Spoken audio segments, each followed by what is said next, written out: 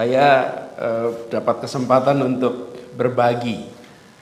Cuman tadi diberi waktunya agak menakutkan malah. Agak menakutkan malah. Kalau diberi waktu ngomong 15-20 menit itu malah punya bayangan. Kalau agak panjang itu kita khawatir nih. Tapi saya ingin gunakan kesempatan ini untuk berbagi pandangan, berbagi harapan, dan sedikit reflektif barangkali atas apa yang kita kerjakan selama ini. Saya ingat kalau tidak salah tahun lalu ya Pak Didin ya diundang di acara di Senayan di Hotel Century Atlet. Saya ingin mengulang sedikit soal itu. Jadi undangannya adalah bicara tentang ekonomi kerakyatan dan pembahasan ekonomi kerakyatan ini sudah menjadi pembahasan rutin puluhan tahun, bukan hanya sekarang aja, dari dulu kita bahas. Tapi sebelum kita bicara lebih jauh, izinkan kami bercerita sedikit tentang konsep ekonomi yang biasa disebut sebagai social market economy. Kalau sekarang mereka malah menyebutnya social market environment economy. Nah kebetulan saya ketika tugas di Paramadina di kampus, kami secara khusus Pak mengadakan program pengkajian, pendalaman terkait dengan konsep social market economy ini. Kita mengundang para ekonom-ekonom dari kampus-kampus di seluruh Indonesia untuk bekerja bersama, memikirkan tentang bagaimana social market economy ini secara konseptual dan secara eksekusi. Kami kerjasama dengan Jerman, karena Jerman yang sudah melaksanakan konsep ini. Jadi yang unik dalam penanganan ini, dalam konteks di Jerman, penanganan kemiskinan misalnya. Kalau di sana itu tidak dikerjakan oleh kementerian yang mengurusin Kesra, tapi kemiskinan itu dikerjakan oleh kementerian yang mengurusin perekonomian. Jadi Menteri Pembangunan dan Kerjasama Ekonomi itulah yang mengurusi soal kemiskinan. Padahal di sana ada Kementerian Sosial dan Tenaga Kerja. Kenapa itu dilakukan? Karena urusan kemiskinan, urusan ketimpangan itu diselesaikan melalui instrumen ekonomi, bukan melalui instrumen jejaring pengaman sosial. Jadi pasar perekonomian itu sengaja dirancang untuk memperhitungkan mereka yang miskin dan mampu mengakomodasi mereka dengan memberikan kesempatan-kesempatan yang setara di dalam sistem perekonomiannya. Yang biasa kita kerjakan, apalagi di Amerika Utara, biarkan market beroperasi, nanti ada yang disebut sebagai market failure, kegagalan pasar. Market failure itu yang bisa menciptakan atau yang muncul dengan fenomena ketimpangan, fenomena kemiskinan. Nah, market failure itu, sisa itu nanti yang akan dibantu oleh pemerintah dengan berbagai macam program peran sosial. Jadi, membereskan persoalan ketimpangan kemiskinan bukan semata-mata sebagai instrumen, menggunakan instrumen pemerintah, tapi justru menggunakan instrumen pasar. Nah, ini konsep ini, social market economy ini didorong menjadi alternatif ketiga setelah kita punya dua yang kita tahu di dunia ini. Satu adalah sistem kapitalis, yang satu sistem sosialis. Ini menjadi jalan ketiga yang ditawarkan. Dia menggabungkan sistem ekonomi pasar, sistem ekonomi kapitalis dengan kebijakan-kebijakan sosial yang memastikan adanya kompetisi yang adil di dalam pasar dan di dalam meraih kesejahteraan bersama. Jadi, negara tidak mengintervensi perencanaan produksi, tidak mengintervensi perencanaan ketenagakerjaan, penjualan, tapi negara menggunakan instrumen kebijakan moneter, menggunakan instrumen kredit, perdagangan, perpajakan, bea cukai, investasi, untuk menciptakan sebuah perekonomian, untuk menciptakan sebuah pasar yang memastikan bahwa kesejahteraan dan memastikan bahwa terpenuhinya kebutuhan seluruh populasi, bukan hanya sebagian populasi. Nah, kita ketika melihat ini, konsep ini, di dalam operasionalisasinya di sana, rasanya seperti melihat sesuatu yang sering kita baca dalam literatur kita, yang kita sebut sebagai konsep ekonomi Pancasila. Konsep ekonomi kerakyatan yang sudah digaungkan berdekade-dekade yang lalu. Nah, kalau kita lihat, saya cek nih sejarahnya, social market economy ini, itu pertama kali di Jerman itu tahun 49. Sebenarnya kita lebih awal tuh bicara tentang bagaimana ekonomi kerakyatan, ekonomi Pancasila itu sudah jauh sebelum tahun 49. Tapi ada bedanya Bapak Ibu. Apa bedanya ini? Bedanya kita yang membawa konsep ekonomi kerakyatan, konsep ekonomi Pancasila berhenti di wilayah filsafat.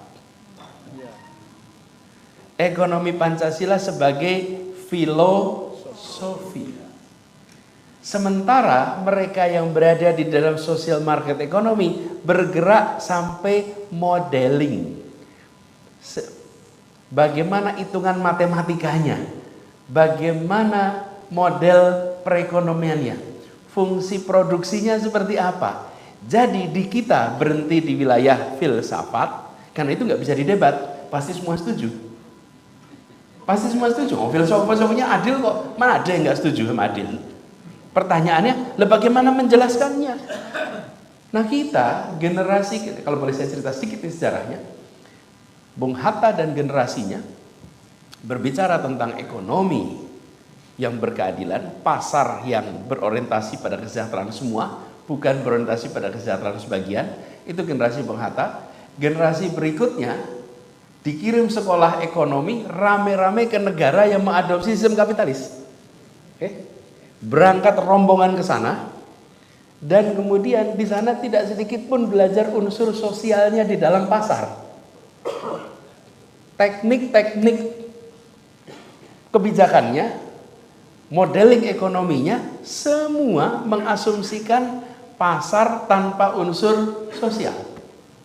Dan berbondong-bondong mereka pulang ke Indonesia, lalu menyusun perencanaan perekonomian Indonesia, tidak menggunakan kiblat yang disusun Bung Hatta, tapi menggunakan kiblat yang dipelajari ketika berada di sekolah tempat mereka belajar. Dan saya salah satu yang terbawa dalam rombongan itu. Iya. Saya berangkat ke Amerika. Saya berangkat ke Amerika itu asal beasiswa Fulbright. Bidangnya international trade. Saya ini sebetulnya bidangnya bukan politik, Bapak Ibu. Bidang saya di Fakultas Ekonomi. Saya ini sarjana ekonomi. Ambil bidangnya adalah bidang international trade. Di sana bicara tentang ekonomi internasional, ekonomi policy. Dan tesis atau paper saya di final itu tentang currency market. Tentang apa itu currency market itu? Pasar mata uang. Pasar mata uang. Dan bagaimana mengelola currency market itu dengan benar, gitu kira-kira. Nah, tapi untungnya, fondasi yang saya bawa berangkat itu fondasi yang saya pelajari dari Bapak Mubiarto. Karena saya belajar ekonomi di Fakultas Ekonomi Universitas Gadjah Mada, guru saya namanya Profesor Mubiarto yang bicara ekonomi Pancasila.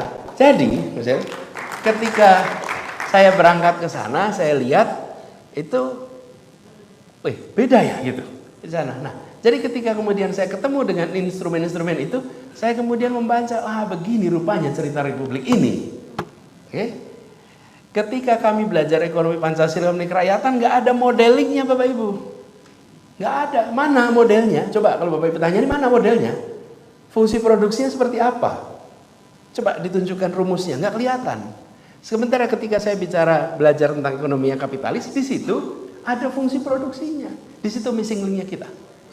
Oke? Karena itu ketika saya kemarin bertugas sebagai rektor di Universitas Madinah, saya bicara, yuk kita bahas bagaimana menerjemahkan ekonomi kerakyatan, ekonomi Pancasila dalam sebuah model-model perekonomian, model-model ekonomi yang matematikanya bisa dihitung.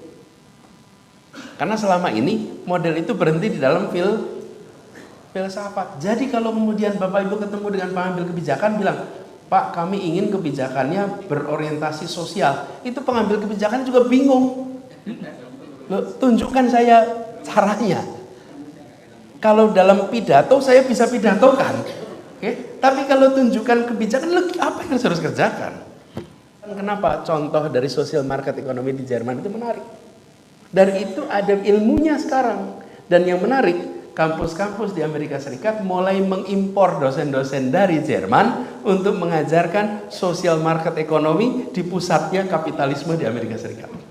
Berbondong-bondong sekarang mereka diundang. Namanya social market bagaimana pasar dengan spirit keadilan. Nah, ini Bapak sekalian, PR kita yang harus kita tuntaskan. Ketika kita mengkaji ini dengan banyak ekonom-ekonom Indonesia, semuanya merasa alhamdulillah, akhirnya filosofi yang kita punyai itu punya instrumen aplikasinya. Nah, ini kemudian yang harus kita dorong. Jadi kalau kita tidak membereskan ini di level para pakar ekonomi, maka sampai kapanpun kita akan bergerak dua arah. Filosofinya kerakyatan, alatnya kapitalis. Karena di alatnya kita nggak punya. Yang bergerak kapitalis juga mencoba untuk mencari justifikasi filosofinya, bukan? Dengan cara negara hadir memberikan bantuan-bantuan sosial atas ketimpangan yang muncul akibat pendekatan yang kapitalis. Nah, ini Bapak sekalian yang saya merasa PR ekonomi kerakyatan ini masih slogan, masih menjadi filsafat. Jadi ke depan kita harus melakukan pengembangan keahlian di dalam menerjemahkan filsafat ekonomi kerakyatan menjadi instrumen kebijakan ekonomi kerakyatan. Jadi ini membuat ekonomi Pancasila, ekonomi kerakyatan itu tidak menjadi sesuatu yang utopis. Kalau sekarang ngobrol tentang ekonomi Pancasila di kalangan ekonom itu mana ya itu utopis itu. Pasti begitu. Secara terbuka ya semuanya pasti bagus lah, namanya juga filsafat keadilan. Ada yang tidak setuju. Tapi dalam prakteknya model matematiknya tidak ada, kebijakan publik yang kokohnya juga belum ditemukan. Nah, salah satu yang sering juga disebut dan juga sering dibahas, tapi terasa masih sebagai slogan, itu adalah kalimat koperasi adalah soko guru perekonomian Indonesia. Mirip bukan? Iya, mirip. Koperasi sebagai soko guru. Soko guru itu artinya apa sih? Yang utama. Tiang yang di tengah, tiang yang penyangga, dan kenyataannya apakah koperasi ini sudah menjadi soko guru atau masih sekedar pavilion? Ini kenyataannya nih, ya kan? Apa masih di teras nih? Belum masuk di utama nih gitu. Belum masuk di utama.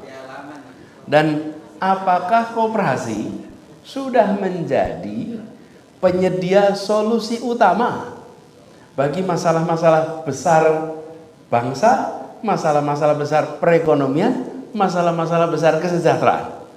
Rasanya belum. Betul ya? Rasanya belum. Dan bila koperasi itu disebut, kira-kira top of mind di publik apa? Koperasi simpan pinjam Bapak Ibu. Iya kan? Itu top of mind. Saya sempat minta tim saya untuk ngecek statistiknya. statistiknya itu 6 dari 16 sektor yang tinggi atau 5 sektor utama. 49,6% itu jasa keuangan dan asuransi. 35% pertanian, kehutanan, asuransi. Lalu makanan, minuman, akomodasi 10%, perdagangan besar 1,6%. Jadi separuh itu bidangnya jasa keuangan. Jadi simpan pinjam, dan di antara simpan pinjam itu ada yang sangat terkenal, Kospin. Ini catatannya nilainya sudah sampai 12 triliun, pengelolaan bisnisnya lebih dari 120 triliun. Ini nilainya besar, tapi apa sudah menjadi sokok guru perekonomian? Belum. Nah, sekarang kita coba lihat di negara lain. Bagaimana kira-kira di negara lain? Kita jangan hanya membandingkan dengan seharusnya, tapi kita membandingkan dengan yang sudah senyatanya bisa dikerjakan. Saya rasa Bapak Ibu sekalian punya banyak contoh. Tapi izinkan saya ngambil contoh satu aja, yang produknya kerasa kita di sini, Selandia Baru. Selandia Baru itu punya koperasi susu yang anggotanya 9.000 peternak. Ini nggak kalah banyak dengan anggota di Bandung, Pak. Ya, ini 9.000 peternak nih di sana. Tapi koperasi ini menguasai 30% ekspor susu dunia. Saya ulang nih. 30% ekspor susu dunia. Dan kita kenal di Indonesia ada mentega Anchor, susu Anlene. Ini banyak sekali. Namanya Fonterra. Fonterra ini koperasi di sana. Perusahaan terbesar di sebuah negara justru sebuah koperasi. Jadi, kalau di New Zealand, mereka bisa bilang, di New Zealand nih, bahwa koperasi soko guru perekonomian New Zealand. Bisa itu. Boleh. Lalu yang terbesar adalah koperasi menguasai susu dunia. Kita punya di Indonesia, namanya KPSBU. Koperasi Peternak Susu Bandung Utara, dan anggotanya di sana itu lebih dari 8.000. Kalau di Selandia Baru 9.000, ini lebih 8.000. Populasi sapi perahnya itu di atas 20.000, dan produksi sekarang sekitar 150 ton per hari. Nah, pertanyaannya, apakah KPSBU Lembang ini udah menjadi sokok guru perekonomian di Lembang dan Bandung? Itu dia. Apakah bisa kita bilang bahwa perannya sudah mendekati peran Fonterra di Selandia Baru? Belum. Apakah dia nantinya bisa seperti Fonterra? Harus bisa. Ini tugas kita bersama. Jadi kita punya potensinya, harus bisa, harus bisa. Jadi kita ini ketika melihat kenyataan loh, ukurannya 9.000, sini 8.000, yang sana bisa nguasain, ini masalah bin harus bisa. Dan kita harus mengusahakan itu. Ada satu contoh lain, Pak, di daerah Basque. Basque itu di Spanyol. Ada koperasi namanya Mondagron. Bidangnya bisnis, keuangan, retail. Ini pekerjanya 80.000 orang, ada 250 anak perusahaan. Dan mereka punya sebuah kebijakan yang unik, yaitu tentang rasio upah. Bahwa rasio upah pegawai paling rendah dan paling tinggi tidak boleh 5 kali lipat. Dan mereka ikut menentukan arah kebijakan. Ketika Spanyol kemarin menghadapi kontraksi, krisis global, mereka bersama-sama mengambil keputusan bukan mengurangi tenaga kerja, tapi mengurangi gajinya, mengurangi anggarannya secara bersama-sama, tapi tenaga kerjanya tidak dikurangi. Inilah contoh ketika fungsi produksinya itu berubah. Kita biasanya dalam perekonomian itu total produktivitas itu ada fungsinya. Ada sumber daya kapital nomor satu, labor, tanah, teknologi, kemudian dia menjadi satu persamaan fungsi produksi. Nah, ini contoh ekonomi kerakyatan. Ada juga contoh lain di Yunani, Pulau Sifnos. Ini penduduknya sekitar 3.000 orang, bikin koperasi, memproduksi listrik dari sumber terbarukan untuk 100% kebutuhan listrik sendiri. Jadi mereka bikin surya panel, bikin kincir angin, dan kemudian mereka gunakan itu untuk semuanya.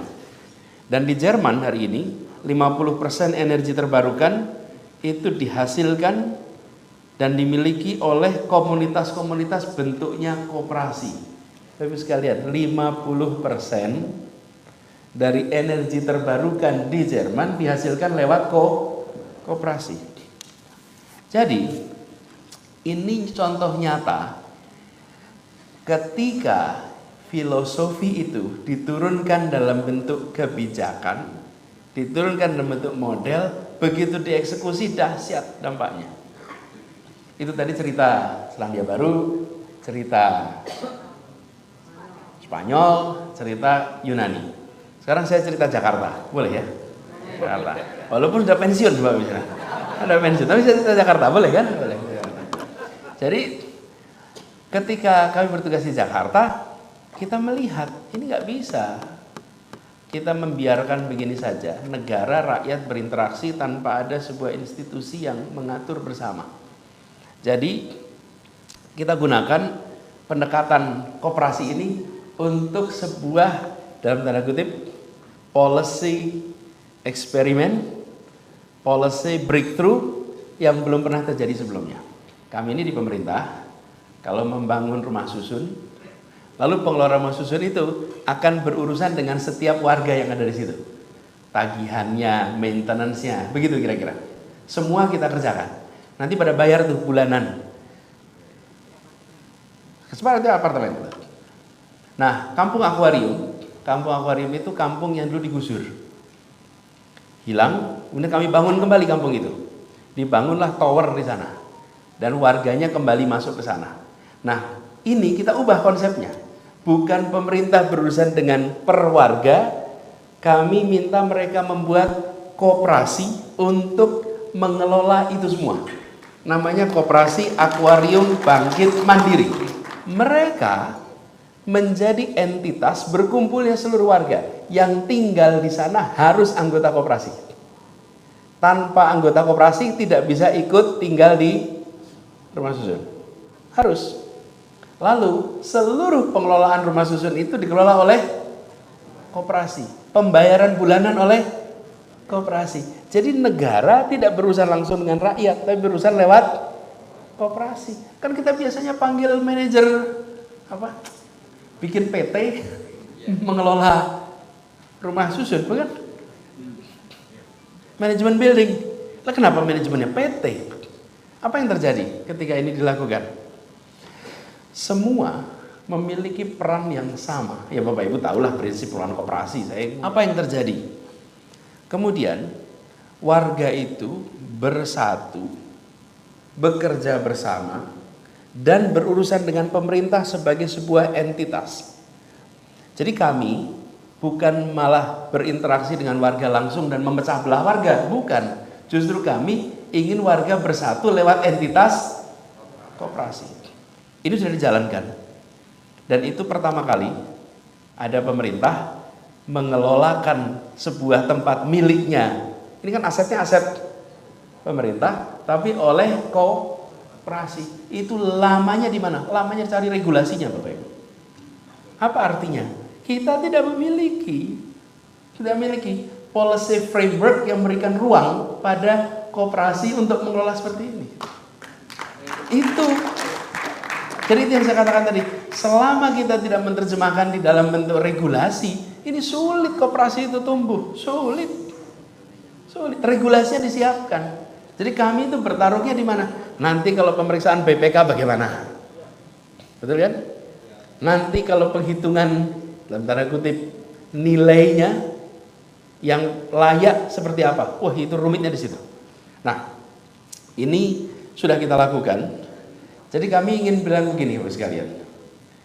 Kalau kita mau menanyakan apa yang akan dikerjakan besok, jangan tanya apa isinya besok mau dikerjakan.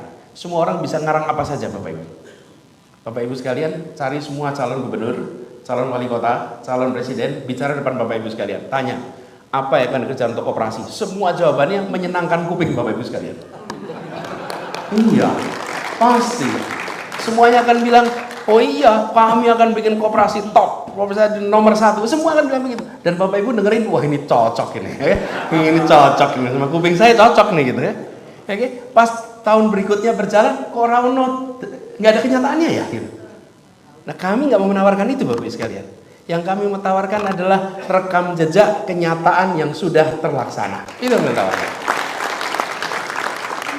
Kenapa?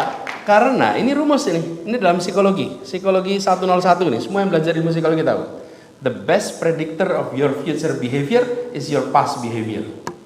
Okay? Prediktor terbaik untuk perilaku di masa depan adalah perilaku di masa lalu. Itu prediktornya, bukan kata-kata kita tentang masa depan. Bukan. Bapak Ibu juga kalau merekrut pegawai tenaga kerja pasti kan tanya. Kalau ditanyain, mau cari petugas jaga malam aja lah paling gampang. Sanggup nggak jaga malam? Lelean. Apa lelean itu? Nggak tidur. Kan nggak tidur. Sanggup nggak? Pasti bilang sanggup. 2 malam nggak tidur, oh siap. Bapak Ibu terus percaya gitu? Nggak mungkin lah. Bapak Ibu lihat CV-nya, nggak pernah tugas jaga malam, kok ngaku bisa jaga malam? Ya nggak akan terjadi. Jadi Bapak Ibu sekalian, berhentilah fokus pada visi misi, karena visi misi itu bisa disusun orang lain dan bisa indah sekali. Lupakan itu Bapak Ibu. Visi misi. Setiap kali ada kandidat datang, saya ingin dengar visi misi. Hanya mesti bagus Bapak Ibu. Mesti bagus. Terus apa yang Bapak Ibu dapat dari visi misi yang bagus itu? Keterpesonaan sementara. Ya, itu yang Bapak Ibu dapat. Tanyakan rekam jejak. Tanyakan rekam jejak. Visi misi itu imajinatif, tapi rekam jejak itu realita. Rekam jejak itu kenyataan. Nah, kami mau coba di Jakarta ini. Ketika kemarin kami kerjakan, coba dengan pendekatan ini. Makanya saya katakan tadi namanya policy experiment, policy breakthrough, di mana kita siapkan regulasinya supaya koperasi itu. Jangan sekarang. Harapan saya pendekatan ini diteruskan. Kita lakukan untuk Kampung Bukit Duri. Di Bukit Duri itu warganya dulu digusur, kita buatkan rumah susun yang baru. Sekarang mereka menggunakan koperasi juga untuk mengelola itu. Oke. Nanti Kampung Bayam menggunakan koperasi juga untuk mengelola. Nah kita berharap nanti semua yang baru-baru di Jakarta itu menggunakan koperasi. Kita sudah mulai. Mudah-mudahan diteruskan. Tanda tangannya sudah tidak saya lagi soalnya. Kan itu soal tanda tangan gitu kan. Nah, tapi arahnya sudah dan berjalan. Jadi Bapak Ibu sekalian, ketika awal tahun lalu, awal tahun ini, kami semua diundang para gubernur ke Nusantara, ibu kota baru. Kami diminta untuk membawa tanah dan air. Nah, kami nggak bawa air mistis-mistis. Kami tidak bawa tanah mistis-mistis, bukan. Tidak. Kami nggak bawa itu semua. Yang dari leluhur mana, enggak. Yang kami bawa itu adalah tanah dari kampung akuarium. Untuk membawa pesan bahwa Republik ini didirikan oleh rakyat kebanyakan dan kita harus mengelolanya dengan pendekatan yang mengandalkan pada pendekatan disusun konstitusi kita berbasis kerakyatan. Tanpa penggusuran yang seperti biasa kita kerjakan, relokasi itu tidak bisa dihindari Bapak Ibu sekalian. Dalam semua pembangunan relokasi tidak bisa dihindari. Tapi pendekatannya harus pendekatan yang tepat. Nah, ini yang kita bawa kemarin untuk bawa pesan itu. Walaupun terus ramai Bapak Ibu karena bawa tanah dari kampung akuarium. Tapi kita ingin membawa pesan bahwa ya kalau ke depan kita harus bicara tentang bagaimana membuat koperasi ekonomi kerakyatan menjadi salah satu strategi utama dalam mengendalikan dampak berlebih dari ekonomi pasar bebas. Kapitalisme dan ekonomi pasar bebas ini Bapak sekalian, sebetulnya ini relatif baru. Sebelum kapitalisme apa namanya Bapak sekalian? Sebelum ada kapitalisme? Feodalisme Bapak Ibu. Itu sebelum ada kapitalisme itu namanya feodalisme. Dan di bangsa kita punya feodalisme itu. Ada. Sebelum ada social market ekonomi, sebelum ada kapitalisme, ekonomi kita ini dikuasai oleh tuan tanah dan kaum aristokrat. Kaum aristokrat, para ningrat. Mereka memperkerjakan orang-orang kecil, dan orang-orang kecil ini nurut saja karena mereka menghadapi potensi kelaparan, ketidakterdidikan, penderitaan. Nah, ini sudah berjalan panjang, baru kemudian mulai abad 15-16 di Eropa muncul terobosan tentang perekonomian berbasis kapitalisme, dan feodalisme ini di Eropa mengalami pergeseran. Tapi di tempat kita feodalisme itu masih jalan terus agak panjang. Jadi saya ingin sampaikan bahwa munculnya kelas pedagang, munculnya variasi market based economy itu fenomena baru dan punya tingkat kesuksesan yang bervariasi. Nah, kita melihat Bapak Ibu sekalian, kapitalisme ini telah berhasil mempercepat peningkatan kesejahteraan penduduk bumi secara agregat. Secara agregat kita menyaksikan itu. Jadi gedung ini, kenyamanan yang kita nikmati ini, itu contoh bagaimana sebuah pendekatan itu berhasil memberikan kenyamanan hidup bagi begitu banyak orang. Tapi dia punya dampak yang side effect yang tidak kalah dahsyat. Nah, kita menyaksikan, kita di ruangan ini AC-nya nyaman bukan? Terangnya enak bukan? Oke, tapi untuk ini bisa terjadi apa Bapak sekalian? Emisi yang dihasilkan oleh gedung ini, itu gedung-gedung seperti ini, itu menyumbang 30% dari emisi efek rumah kaca di dunia ini. Sumbangannya 30% dari gedung. Kenapa? Lah wong AC-nya nyaman begini. Nah itu residunya kemana Bapak Ibu? Betonnya. Lalu listriknya dimunculkan dari mana ini? PLTU Bapak Ibu. PLTU-nya di sekitar Jakarta. Itu keluar dalam bentuk cerobong asap yang mengotori lingkungan kita. Jadi ada ketidakpedulian pada kerusakan lingkungan, ada ketimpangan yang melebar akibat distribusi income dan kesejahteraan yang tidak setara, ada kegagalan pasar, dan ada siklus ekonomi yang boom and bust. Nah, ini Bapak sekalian, seperti juga perkembangan teknologi, perkembangan ilmu itu mengalami fase-fasenya. Dan sekarang ini kita menyaksikan bahwa feodalisme dialihkan dengan sistem kapitalis, lalu ada alternatif sosialis, lalu sekarang muncul social market ekonomi. Nah, bagaimana dengan kita di Indonesia? Dari pengalaman kami kalau melihat di Jakarta, caranya bukan dengan memusuhi satu sistem, tapi dengan membuat terobosan dan dibesarkan. Terobosan dibesarkan. Jadi kita harus mendorong perubahan, tapi perubahan itu tidak harus drastis. Perubahan itu bisa dikerjakan secara bertahap. Sembari koperasinya pun mengalami pertumbuhan secara bertahap. Jadi kita membayangkan Bapak sekalian, membangun institusi-institusi alternatif di dalam sistem yang lama, dan salah satu institusi yang bisa diandalkan adalah institusi koperasi. Itu yang paling bisa diandalkan. Jadi ketika mendorong perkembangan koperasi, ini tidak berarti kemudian kita menuntut perubahan perekonomian secara keseluruhan.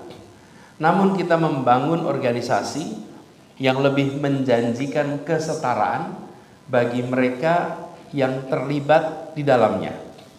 Dan bila koperasi ini bisa membuktikan, bisa menyelesaikan masalah-masalah besar, bisa menyelesaikan masalah-masalah mendasar, tidak hanya sebagai lembaga simpan pinjam maka koperasi dengan sendirinya akan tumbuh, koperasi akan beralih menjadi mainstream, dan insya Allah bisa menjadi mesin utama perekonomian Indonesia. Jadi kita ingin Bapak Ibu sekalian punya koperasi sekelas Fonterra yang bisa menghasilkan keadilan sosial seperti yang di Mondagron, yang bisa seinovatif seperti di Sivnov Island. Nah, Bapak Ibu sekalian yang berada di Dekopin itu punya contoh-contoh champion koperasi. Betul. Ada contoh-contoh champion koperasi, itu dibesarkan. Strateginya itu dibesarkan. Dan carikan regulasi pemerintah apa yang menghambat itu menjadi besar. Itu diubah. Itu diberikan ruang untuk bisa berkembang. Jadi, saya melihat PR untuk mengerjakan ini itu besar tapi doable. Hanya kita-kita yang berada di dalam pemerintahan itu harus mau mencari ruang policy apa yang harus diubah, ruang policy apa yang harus diberikan. Jadi kalau boleh Bapak sekalian, mumpung lagi Rapimnas nih, Bapak Ibu identifikasi 4 hal. 1, terkait kebijakan untuk koperasi nih, hal apa yang harus diteruskan dan ditingkatkan oleh pemerintah. 2, hal apa yang harus dikoreksi oleh pemerintah. 3, hal apa yang harus dihentikan oleh pemerintah. Oke. 4, terobosan apa yang harus dikerjakan oleh pemerintah. Itu semua terkait dengan koperasi. 4 ini Bapak Ibu. Jadi kita bukan bicara tentang ekonomi kerakyatan berkeadilan dengan utopia terus mau diterjemahkan ke Indonesia, mau diterjemahkan ke keseharian kita. It won't work. Berjalan. Kita lihat prosesnya, jangan deduktif kira-kira kalau itu. Teorinya lalu kita mau terapkan, jangan, pendekatannya lebih induktif. Lihat kenyataannya lalu identifikasi 4 itu. Apa yang harus diteruskan dan ditingkatkan, apa yang harus dikoreksi, lalu apa yang harus dihentikan atau diganti, diberhentikan. Lalu yang keempat adalah apa yang baru, apa yang harus dimulai. Dari sisi koperasinya, identifikasi champion-champion koperasinya siapa. Harus think big, start small. Berpikirnya besar, bekerjanya mulai dari yang kecil, yang nyata nih.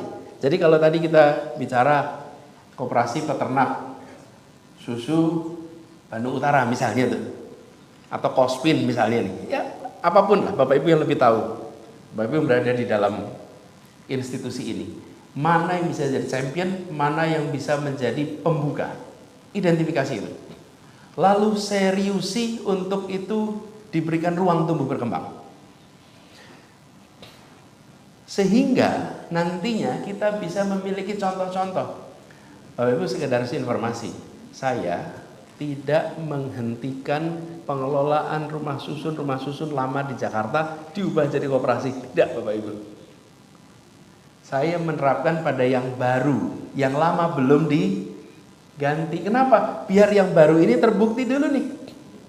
Jalan terbukti berapa tahun, 5 tahun, 6 tahun, lalu dilihat, nah baru yang lainnya mengalami perubahan. Kita kadang-kadang kalau bikin perubahan tuh pengen sekarang, pengen lakukan, tepuk tangan buat pemilu ditunjukkan, gitu Bapak Ibu. Oh, jangan, bubar semua. Ini bukan, ini perubahan untuk kesejahteraan rakyat. Jangan kita kerjakan semuanya, pokoknya asal kelihatan angka statistiknya keren. Jangan. Senyatanya terjadi perubahan. Jadi kami kebijakannya yang baru kita terapkan dengan pola koperasi. Nah, ini kira-kira ke depan saya berharap Dekopin ambil positioning ini. Ambil positioning ini. Jadi Rapimnas ini harapannya itu bisa mengambil isu-isu strategis yang tadi saya usulan ini. Pikirkan sama-sama. Dan harus kita manfaatkan momentum pasca pandemi ini sebagai kesempatan untuk restarting our economy on the right track. restart ekonomi right track. Pemerintahnya memberikan ruang, akademiknya mulai memasukkan itu yang saya sebut tadi sebagai ekonomi kerakyatan, sebagai konsep perekonomian. Lalu semua yang bergerak di bidang koperasi itu mengidentifikasi.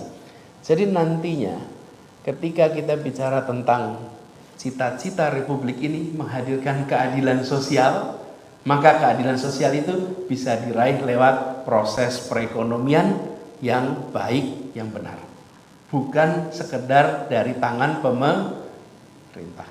Dan dengan begitu maka itu self-sustaining. Bapak sekalian, kesejahteraan berkeadilan yang lewat mekanisme pasar itu self-sustaining.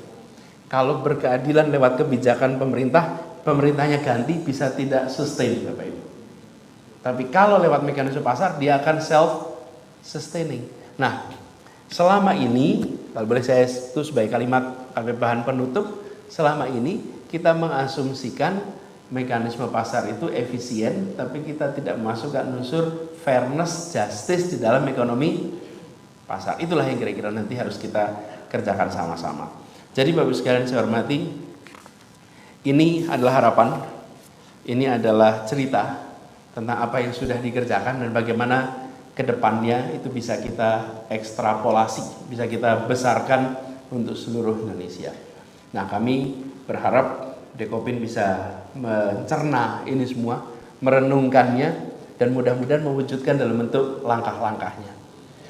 Kami ingin sampaikan terima kasih kepada Ibu Bapak sekalian yang konsisten berada di dalam rute yang senyap ini, rute yang sunyi ini. Ya, ini adalah rute yang tidak banyak yang mengerjakan, betul kan? Ya. Secara jumlah memang besar dari sisi jumlah institusinya, dari sisi jumlah orangnya. Tetapi secara porsi di dalam perekonomiannya, nah kita ingin agar skala itu membesar. Kami mempercayai sekalian bahwa instabilitas dunia akibat kerusakan lingkungan itu luar biasa besar. Kita akan ditargetkan menurunkan 1,5 derajat suhu kita. Bukan menurunkan, mencegah kenaikan sampai 1,5 derajat. Itu bukan pekerjaan yang ringan dengan aktivitas perekonomian yang kita miliki seperti sekarang. Itu sekalian, kalau kita tidak kerjakan di skala mikro dengan memunculkan institusi seperti koperasi, ini PR-nya akan luar biasa.